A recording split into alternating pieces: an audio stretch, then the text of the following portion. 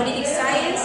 Desde octubre de 2007 es directora ejecutiva del Equipo Latinoamericano de Justicia y Género, que es una organización, como ustedes saben, de la sociedad civil con sede en Argentina, que promueve la equidad de género a través de políticas públicas y el acceso a la justicia. Es docente de la Universidad de Buenos Aires, de la Universidad Nacional de Lanús y de la Universidad Nacional de La Plata. Ha trabajado como consultora de la División de Asuntos de Género de la CEPAL, del NUR y la CIU. Fue becaria de la Fundación Antorchas y del Consejo Británico. Ha publicado artículos y capítulos de libros en los temas de su especialidad, que son acceso a la justicia, trabajo y políticas de cuidado, derechos sexuales y reproductivos y violencia contra las mujeres.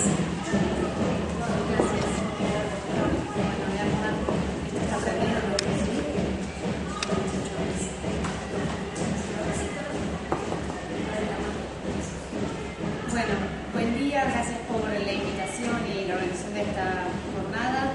Yo voy a hablar brevemente sobre un tema que en realidad ya se tocó a partir de las conversaciones anteriores y tiene mucho sentido que se haya tocado porque justamente la violencia institucional atraviesa las otras formas y modalidades de violencia. Creo que el desafío es pensar cómo se conceptualiza mejor, más articuladamente y con más fuerza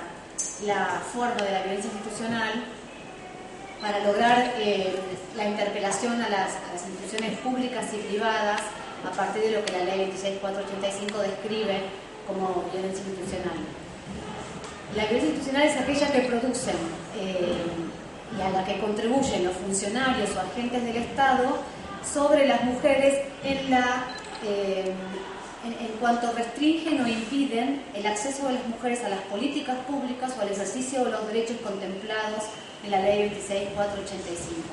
Entonces, desde ese punto de vista es la restricción, la obstrucción, la limitación del acceso a políticas y derechos vinculados con la violencia física, la violencia psicológica, sexual, mediática, simbólica, en ámbitos diversos como la violencia doméstica, la violencia laboral,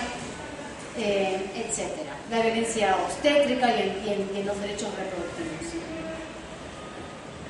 Entonces, para pensar las aplicaciones prácticas de la violencia institucional, pensaba referirme brevemente a tres modalidades en las que la podemos encontrar presente. En primer lugar, la violencia doméstica. La violencia doméstica, que la llamo así porque así la nombra la 26485, a pesar de los debates que hay sobre cómo conceptualizar la violencia en el marco de las relaciones interpersonales. Pero así la llama la 26485, entonces por lo menos me parece que es importante tener consistencia en nombrar la misma cosa de la misma manera y no renombrarla continuamente. Entonces, en la violencia doméstica, claramente, por lo menos en mi opinión, es aquel ámbito de la violencia en la que más se ha avanzado. Entonces, cuando hablamos de los avances y de las construcciones jurídicas, pero también el crecimiento institucional y el marco de las respuestas y políticas de respuesta a diferentes formas de violencia, yo creo que hablamos fundamentalmente y casi exclusivamente de la violencia doméstica. Es allí donde hay mayor legislación, mayor desarrollo, mayor sensibilidad, mayor presencia en los medios de comunicación y mayor conciencia social acerca de lo inaceptable de la violencia doméstica, sobre todo si es física y sobre todo se dirige a determinado tipo de víctimas que parecen adecuarse al estereotipo de la víctima y no responder a estereotipos respecto de los cuales empieza a cuestionarse si no había provocado la situación que finalmente sufrió. Pero aún en el ámbito de la violencia doméstica, y aún si pensamos exclusivamente en la ciudad de Buenos Aires, que es donde hay, en términos comparativos, mayor desarrollo y mayor respuesta institucional, aún con todos los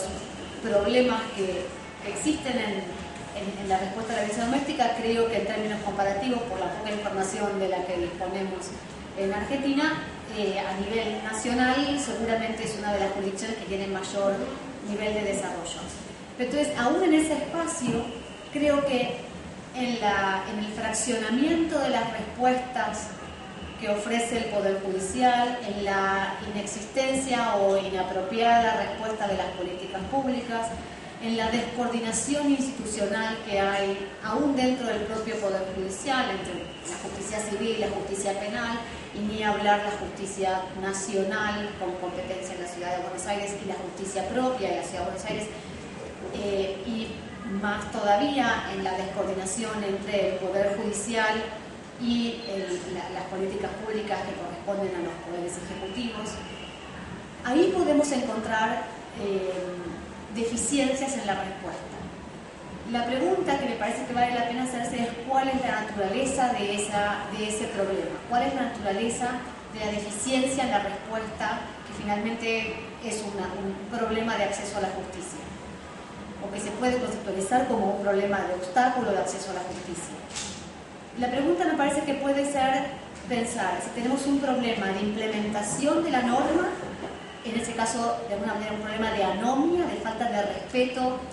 integral y acabado a la respuesta institucional que propone la normativa, o tenemos un problema de diseño institucional, o tenemos un problema del diseño de cómo está planteada la respuesta al problema de la violencia doméstica. En cualquier caso, yo creo que hay un poco de cada cosa. O sea, digamos, a partir de la información y de los análisis que hemos hecho, yo creo que hay un poco de cada cosa. Yo creo un poco, que lo mencionaban, un poco de falta de conocimiento y aplicación efectiva y adecuada de la norma, pero también creo que hay un problema de diseño en el fraccionamiento de las respuestas, en el fraccionamiento de los conflictos y una débil coordinación interinstitucional, que es un problema de diseño también. Pero entonces, en ese espacio, creo que hay un problema entonces de violencia institucional. Porque la ley,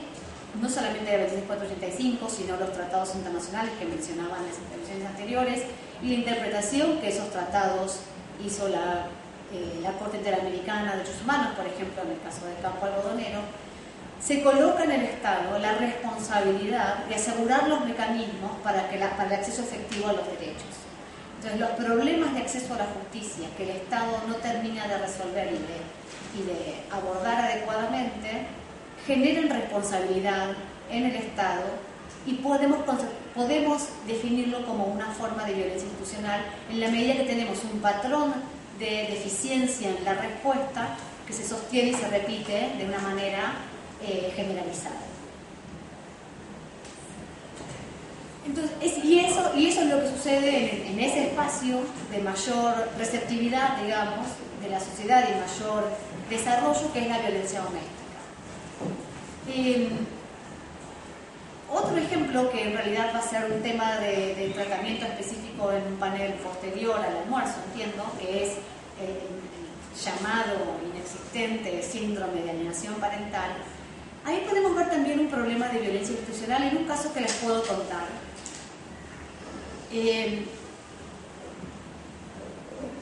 Hay un caso que a lo mejor algunos de ustedes conocen porque es una mujer que ha buscado ayuda en diferentes espacios institucionales.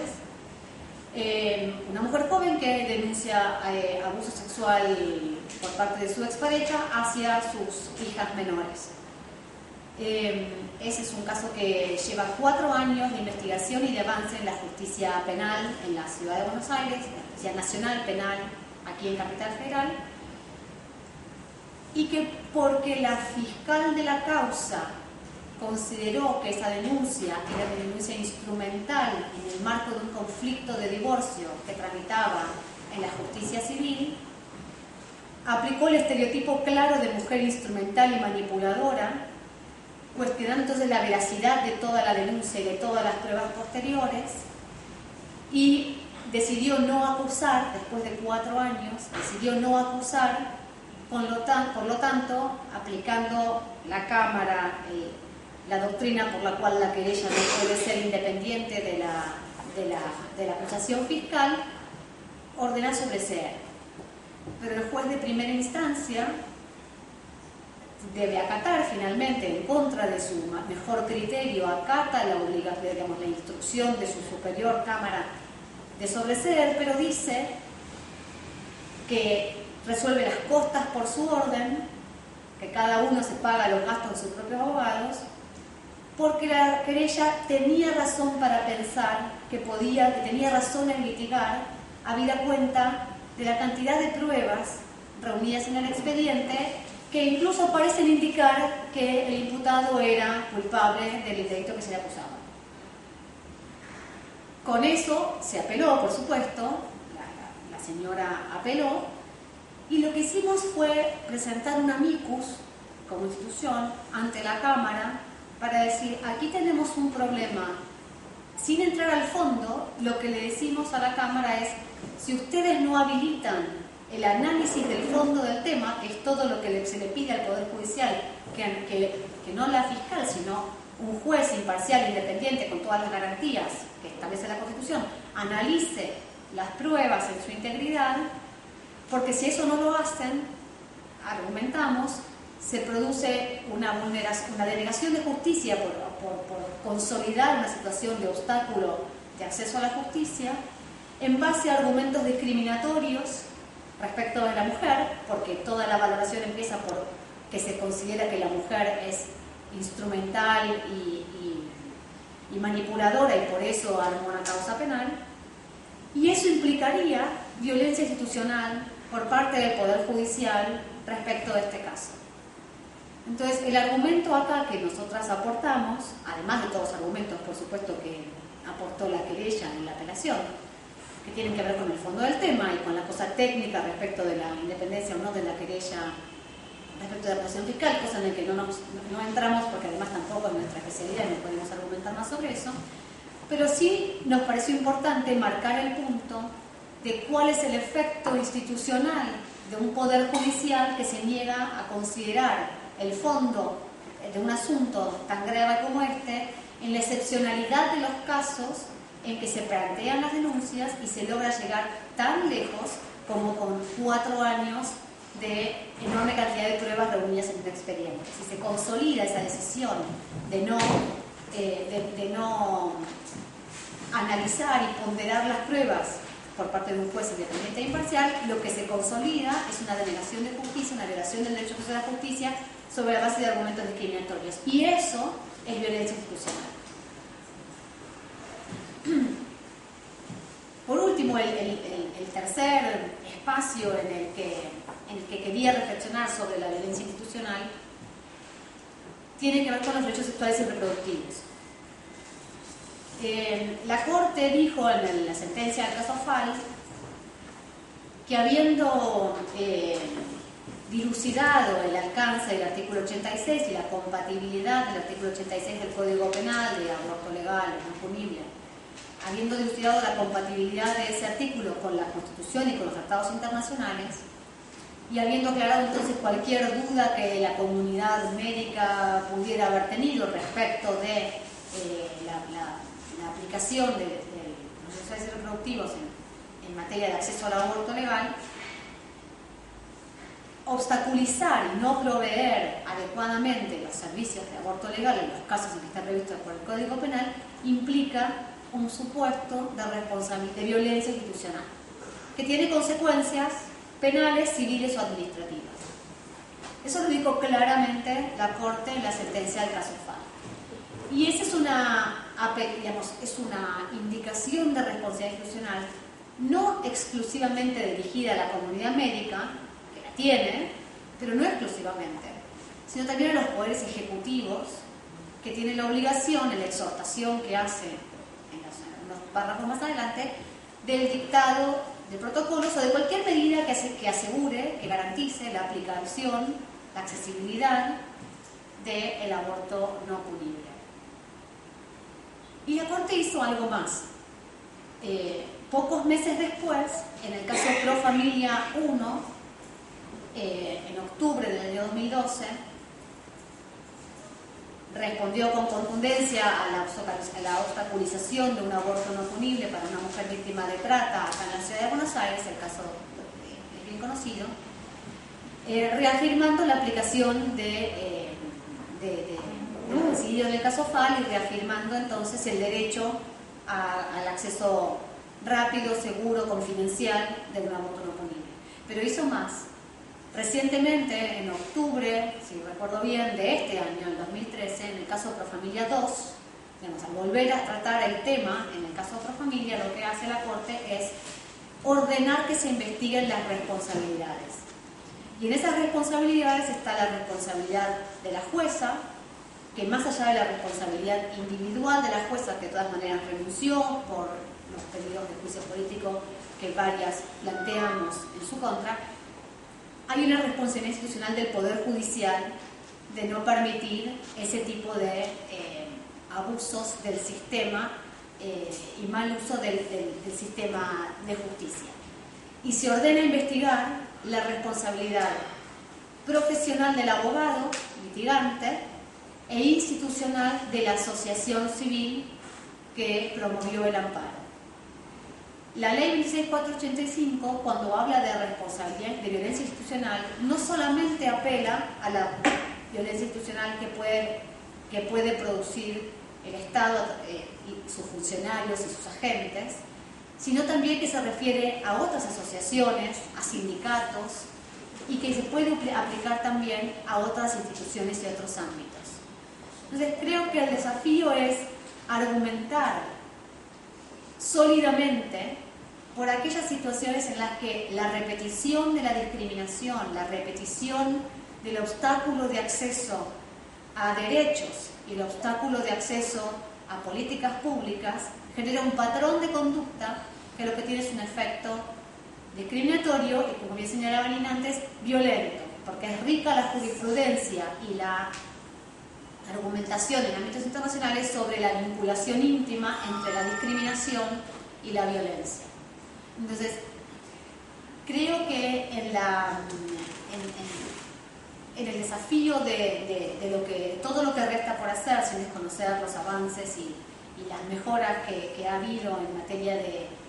mayor visibilidad del tema de la violencia contra las mujeres, una es superar la mirada más típica, clásica, pequeña y fraccionada de la violencia, que solamente se dirige a mirar la violencia física, sexual o hasta psicológica, tal vez en el ámbito de las relaciones de familia, que sigue siendo sumamente importante, pero darnos cuenta que mientras le hemos dedicado enormes esfuerzos, se han dedicado importantes esfuerzos a esa forma de violencia y todavía seguimos sin resolverla porque el tema tiene la complejidad y la dimensión que mencionaban antes respecto de una sociedad, una cultura y una mirada patriarcal y una organización determinada de la sociedad y del Estado. Pero mientras seguimos focalizados en eso sin resolverlo totalmente, hay otra cantidad de formas de violencia y modalidades y ámbitos en el que se produce que pasa naturalizado por los mismos motivos de cultura, de discriminación, que mientras en la medida en que por lo menos no se hagan visibles y no se hagan explícitos, no se reconocerán nunca como tales. Los ejemplos que mencionaban respecto de la violencia laboral creo que son un ejemplo bien elocuente, o del acoso sexual en el empleo. Una encuesta que hicimos hace un par de años, en el 2012, una encuesta muy pequeña e imperfecta en su metodología, porque era una encuesta telefónica y entonces, por lo tanto, no se debía preguntar a la persona directamente: ¿usted ha sufrido violencia? Porque eso no se hace. Lo que se preguntaba era indirectamente: ¿usted conoce a alguien que haya sufrido violencia en el último año? Algunas personas habrán respondido por sí mismas y otras habrán respondido realmente en nombre de casos conocidos. Entonces es una encuesta que da alguna información indicativa, pero no precisa, no como la que realmente hace falta hacer, porque eso lo debe hacer el Estado y de otras maneras. Y no se ha hecho en Argentina hasta ahora. Pero en esa encuesta preguntábamos por conocimiento de situaciones de violencia en el último año, y por violencia consideramos violencia en el ámbito familiar, laboral o social, un vecino, ¿no? O una persona conocida del ámbito social. Obviamente la forma de violencia que fue más mencionada era la violencia en el ámbito familiar y sobre todo en el ámbito de las parejas. Arriba del 70% de las respuestas positivas se refería a esa forma de violencia. Y cerca apenas del 10% de las respuestas se refería a violencia en el ámbito laboral. Nuestra lectura de eso, nuestra estimación, es que no se debe a que haya tan poca violencia en el ámbito laboral, sino que es probablemente la violencia más naturalizada. La violencia laboral, y no solamente hacia las mujeres, sino en general, porque además también se daba que en esa forma de violencia había menos distancia entre la que sufrían varones, decían haber sufrido varones o mujeres. Esa es una violencia que está absolutamente naturalizada, o sea, es esta idea de que, bueno, el maltrato viene con el trabajo, o sea, es parte de lo que tengo que hacer, aguantar el maltrato. Y eso es una muestra de la poca visibilidad, de la poca trascendencia, de la poca importancia que se le ha dado desde las campañas y desde diferentes ámbitos al tema de violencia laboral por los motivos que ustedes comentaban antes. Entonces creo que el desafío para adelante es complejizar la mirada sobre las violencias, articular mejor a los actores, instituciones y personas que están trabajando en este ámbito, que no son pocas, no somos pocas, mejorar seguramente el apoyo institucional a ciertos espacios públicos y privados que trabajan con mucho menos de lo que debieran, menos en términos técnicos, financieros y de recursos humanos, y eso se le aplica tanto a espacios públicos como privados, y de esa manera se logrará tal vez jerarquizar el tema también en la Argentina. O sea, es realmente una lástima cuando se comprueba en ámbitos internacionales la jerarquía de que los espacios de los mecanismos adelanto para la mujer, la jerarquía institucional que tienen en otros países de la región, y lamentablemente no es lo que sucede en Argentina, donde el Consejo Nacional de las Mujeres ni siquiera no está representado, no va a las discusiones internacionales para tener la oportunidad de compartir experiencias y aprender de la riqueza de las discusiones de sus colegas, como el Mujeres de México, el SACNAM de Chile, o tantos del MIMDES de Perú, que con sus más y sus menos también trabajan y avanzan y demás. Entonces, creo que esos son algunos de los desafíos para mejorar la idea de que la violencia institucional también conlleva responsabilidad del Estado y que es importante trabajar para profundizarlo. Gracias.